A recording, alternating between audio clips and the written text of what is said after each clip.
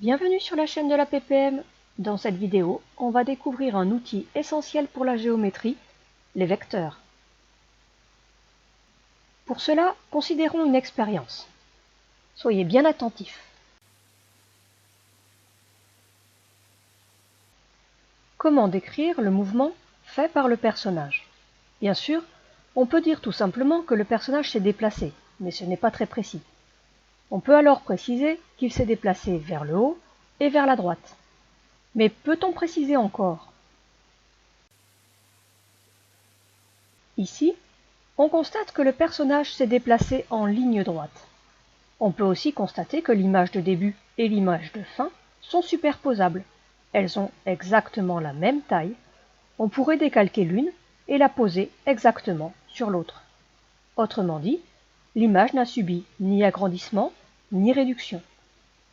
On a déjà vu des transformations au collège qui font que l'image finale est superposable à l'image initiale. Par exemple, la symétrie axiale, où l'image se retourne de l'autre côté d'une droite, comme dans un miroir. La symétrie centrale, où l'image fait un demi-tour autour d'un point. Ou la rotation, où l'image tourne autour d'un point, mais pas forcément d'un demi-tour. Ce n'est pas le cas de notre personnage ici. En effet, ici le personnage s'est déplacé en ligne droite, et il a gardé toujours la même orientation. Il a glissé, sans tourner, ni se retourner. Il s'agit donc, bien entendu, d'une translation. Mais comment pourrait-on être encore plus précis que simplement dire « le personnage a été translaté ». En fait, chaque point du personnage, chaque point de la figure translatée réalise exactement le même déplacement. C'est un déplacement en ligne droite dont on pourrait mesurer la longueur et qui suit, pour tous les points, la même direction. En effet, les segments dessinés ici sont portés par des droites parallèles. C'est cela qui donne la direction de la translation.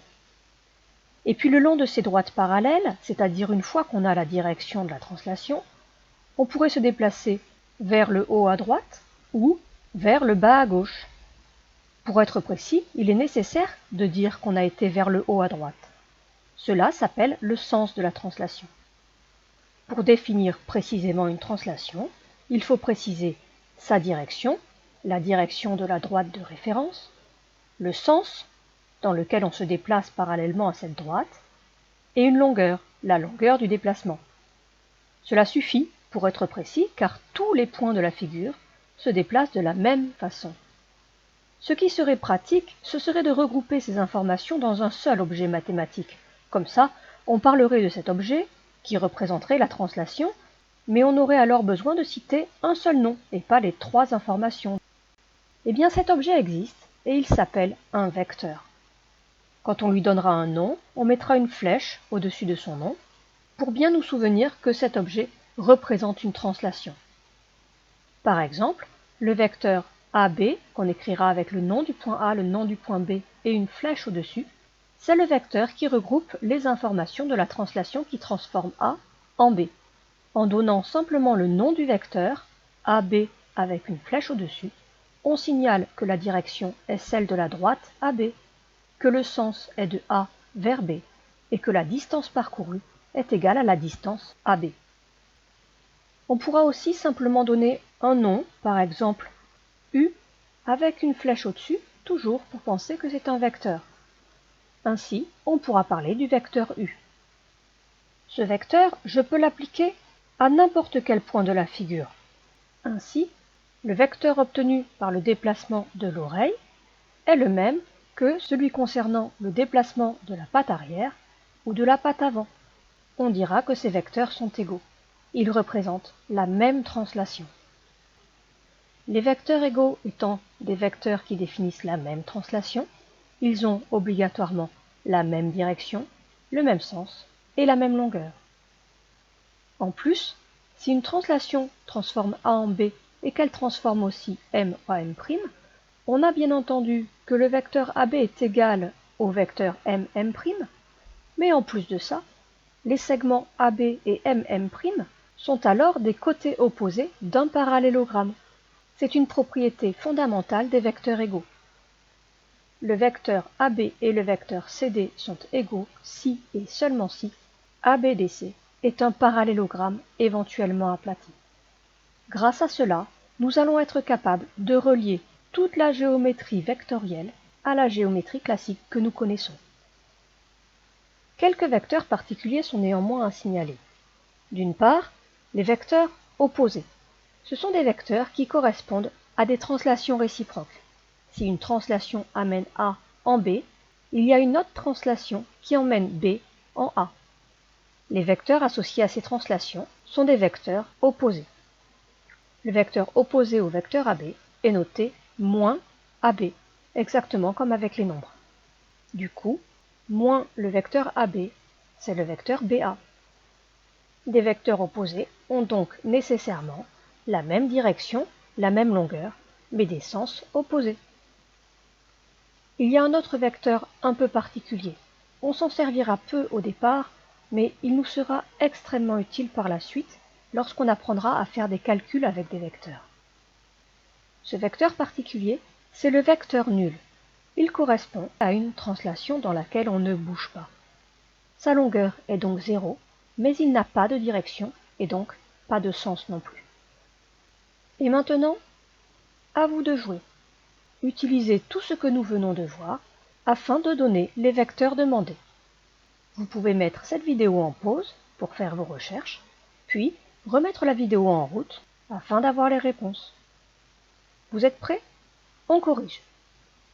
Tout d'abord, on me demande un vecteur égal au vecteur AE. Il est porté par la droite AE, il est dirigé de A vers E, et sa longueur est la longueur AE. Trouver un vecteur égal au vecteur AE, c'est trouver un vecteur qui a la même direction, une droite parallèle à AE, le même sens, de A vers E, donc ici vers en haut à droite, et de la même longueur que AE.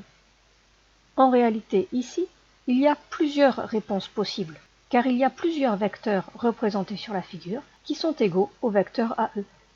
Il y a d'une part le vecteur EF, mais aussi le vecteur FB. Ainsi, on peut écrire que EF égale FB est égal à AE.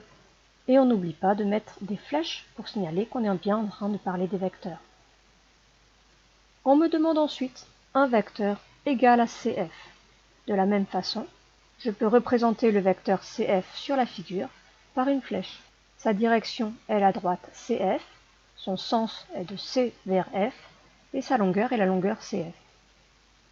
On trouve un vecteur égal à CF comme étant le vecteur DA. Ils ont la même direction, le même sens et la même longueur. On peut donc écrire que le vecteur CF est égal au vecteur DA. D'ailleurs, le quadrilatère CFAD est bien un parallélogramme. On me demande ensuite un vecteur opposé à CB. La direction de CB est la droite CB. Il est dirigé de C vers B et sa longueur est la longueur CB. Un vecteur qui lui est égal, c'est le vecteur DE. Mais ici, on ne me demande pas un vecteur égal à CB, on me demande un vecteur opposé à CB. Le vecteur opposé à CB, le plus simple que l'on peut trouver, c'est BC. Mais je pouvais aussi citer le vecteur ED par exemple. De même, un vecteur opposé à AF est le vecteur FA. Mais je pouvais aussi citer le vecteur CD ou encore le vecteur BE. Surtout, n'oubliez pas les flèches sur vos vecteurs, sinon ce ne sont plus des vecteurs mais des longueurs et vous perdez 2 informations sur 3, la direction et le sens. On me demande ensuite un vecteur égal à DC d'extrémité F. Autrement dit, il faut parvenir à écrire que le vecteur DC est égal au vecteur quelque chose F. Et il me manque le nom de ce point. Mais par la propriété du cours, je sais que cela est équivalent à écrire que DCF et le nom du point que je cherche est un parallélogramme. Il me suffit donc de compléter DCFA pour faire un parallélogramme.